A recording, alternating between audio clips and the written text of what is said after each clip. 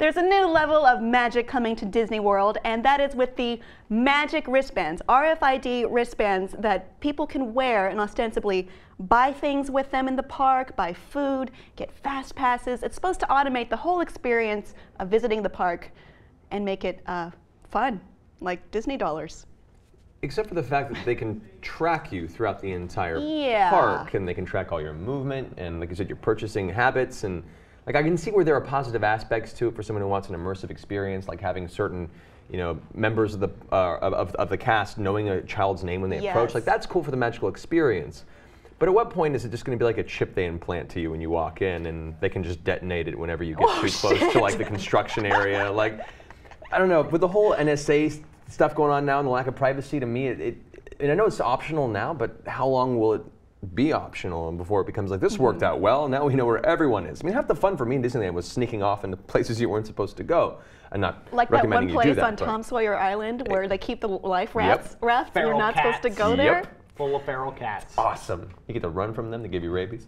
Not if you're fast enough. True enough. I wasn't fast enough. I want you guys to be aware, and I don't want to shatter your world, Disney already can do this. Their vast series of security cameras and all the cash registers in the whole park, I'm sure, are monitoring your buying habits just based on your credit card numbers. But not in a way that, this is part of you and you're actively taking a role in it, and it's kind of like, yes, they did admit that it's this part of the utility of it is to monitor kind of spending around the park and maybe using that for a marketing tool. Sure.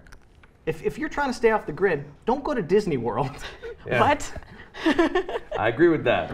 Although, like, pretty soon they're going to put a speaker into it, and it's going to be like, are you thirsty? You should go by Mickey's Cafe. Like, it's going to become another marketing tool. It's just going to blast you with advertisements and probably even start telling you, your wife's not smiling. No. Maybe you should talk to her more, or maybe you should look elsewhere. Like at what point is it going to become this weird, like, tool of altering your? I don't know. Adultery brought to you by Disney. I foresee this weird kind of like sci-fi element of it, where all of a sudden the system turns against the.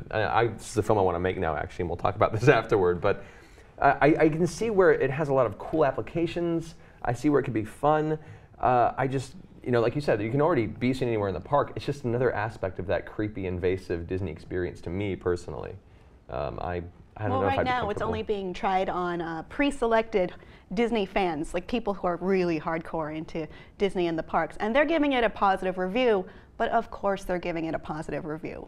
These are the people that were pre-selected who would likely give it a positive review. I didn't read the part of this where it says, does this actually contain like credit card information? Because they said people are worried that like people will be able to steal this information from your wristband, just like if you're within the RFID area. And I didn't get the fact that there was actually like real sensitive personal information on it. It's the My Magic-fication management system. Okay. So I don't care if bandits know where I'm headed next. I care if they can access my credit card information or my social security number. Yes, that is a route it can get to, because you are using it to purchase foods and souvenirs. I mean, they already have a program right now, like a meal plan type program at Disney World that they don't have in Disneyland, California.